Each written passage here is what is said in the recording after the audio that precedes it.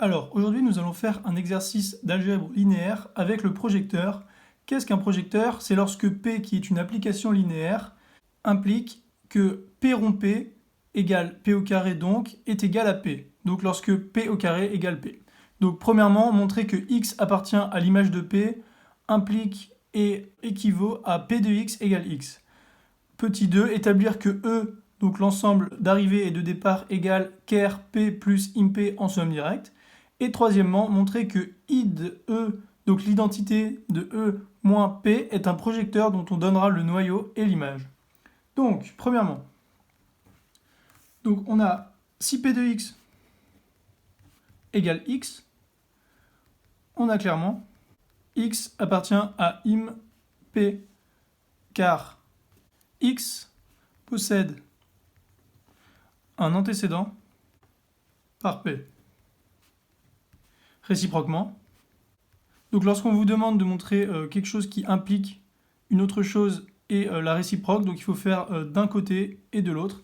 Donc ici on fait la réciproque, donc si X appartient à imp, il existe donc T appartenant à E, tel que P de T égale X, donc P au carré de T, c'est égal à P de X, puisqu'on fait P de T égale P de X. Or, P au carré de T, c'est égal à P de T. Et donc, P de T est égal à P de X. Donc, on a bien, si X appartient à imp, cela implique P de X égale X. Car ici, P de T égale P de X, or P de T égale X. Donc, on a bien P de X égale X.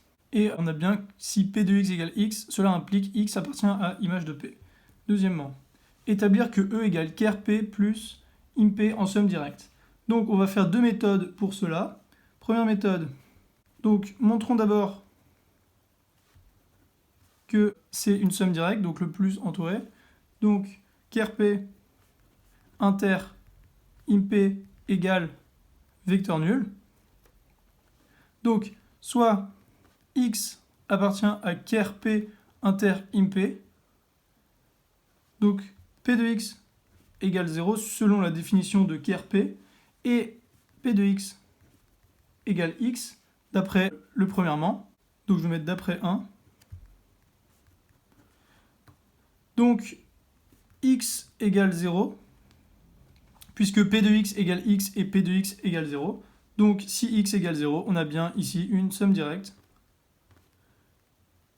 Donc on a bien ker P inter imp qui est réduit au vecteur nul. Ensuite, donc on a bien montré ici que c'était une somme directe. Donc deuxièmement, on a dim ker P plus imp qui est égal à dim ker P plus dim imp. Et ça c'est égal à dimension de E d'après le théorème du rang. Et comme donc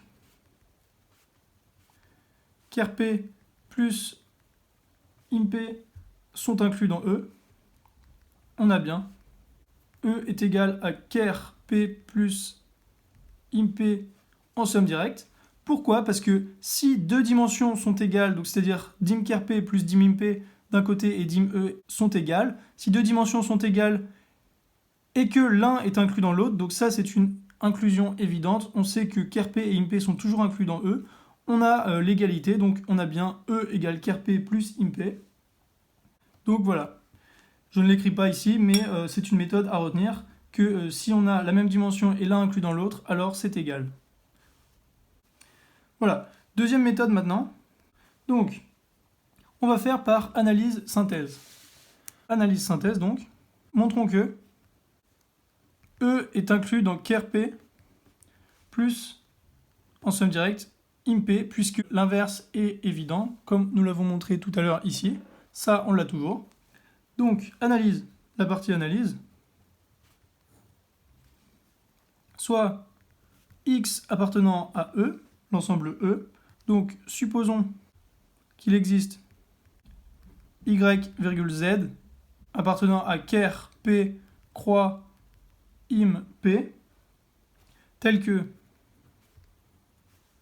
donc x égale y plus z. Donc on aurait P de x est égal à P de y plus P de z, car P est linéaire, puisque c'est une application linéaire évidemment.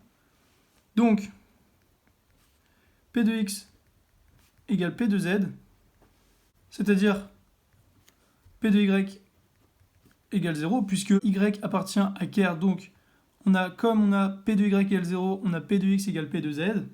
Donc si P de x égale P de z, on a P de x est égal à z, d'après la première question.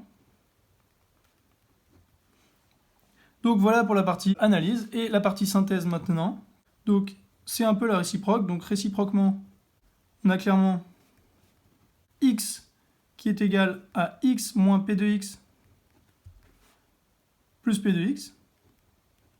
Donc ça, c'est un peu un théorème belge entre guillemets, c'est-à-dire qu'on soustrait quelque chose et on l'ajoute juste derrière pour avoir une égalité. Donc on a P de x qui appartient à l'image de P.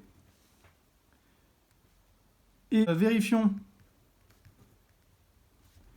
que x moins P de x appartient à ker P. Donc on a P de x moins P de x qui est égal à P de x moins P au carré de x, puisqu'on a P de x, et on peut établir cela parce que P est linéaire. Donc cela est égal à P de x moins P de x, puisque P au carré de x est égal à P de x, puisque P est un projecteur, comme on l'a vu dans l'introduction de l'énoncé, et donc c'est égal à 0, car je vais marquer ici projecteur. Donc on a bien prouvé ici que E était inclus dans ker P plus imp, donc bilan, on a bien E qui est inclus dans ker P plus imp en somme directe, évidemment. Ici, je n'ai pas redémontré la somme directe puisque nous l'avions fait dans la première méthode, mais c'est assez facile à démontrer. Et ainsi, E est égal à ker P plus imp en somme directe, puisque l'inclusion réciproque, c'est-à-dire ker P plus imp inclus dans E, est clairement établie ici. Donc voici pour la deuxième question. Troisième question, donc, on nous demandait de montrer que ID de E, donc l'identité moins P, est un projecteur dont on donnera le noyau et l'image. Donc, pour que ce soit un projecteur, donc on a IDE moins P, multiplié par IDE moins P, donc on va faire, vous savez, comme pour P rond P ici, c'est pareil. Donc j'ai juste oublié le rond ici. Donc P rond P ici, donc IDE moins P rond IDE moins P. Pour voir si ça fait IDE moins P, c'est bien un projecteur. Donc cela est égal à IDE rond IDE, moins, donc ça rond ça, moins P rond IDE, et donc plus P rond P, donc c'est P au carré. Donc cela est égal à donc ID de E, puisque l'identité fois quelque chose, c'est toujours l'identité lui-même, moins donc 2P, puisque identité rond P, ça fait P, et P rond identité, ça fait P aussi, donc moins 2P, plus ici P rond P, donc plus P au carré. Or, P au carré égale P, donc cela est égal à IDE moins 2P plus P, donc moins P. Donc on a bien ID2 moins P, rond ID2 moins P, est égal à ID2 moins P. Donc c'est bien, un projecteur. Ensuite, on nous demandait de donner le noyau et l'image. Donc pour le noyau, donc ker de points. Donc on a x appartenant à ker de IDE moins P, c'est-à-dire donc x moins P de x égale 0, c'est-à-dire x égale P de x. Donc x appartient à l'image de P d'après petit 1, nous l'avons démontré dans la première question. Et ainsi, ker IDE moins P, c'est égal à l'image de P. donc puisque l'un est inclus dans l'autre.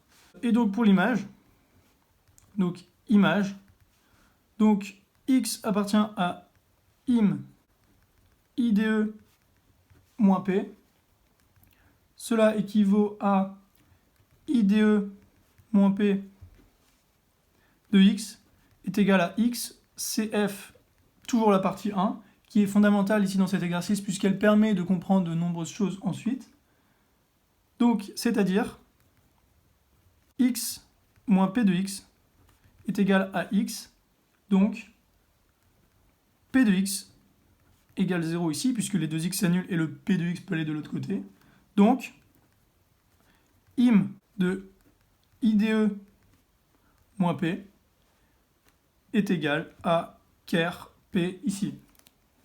Donc on a l'image qui est égale au noyau et le noyau qui est égal à l'image. C'est assez singulier et ça arrive très rarement.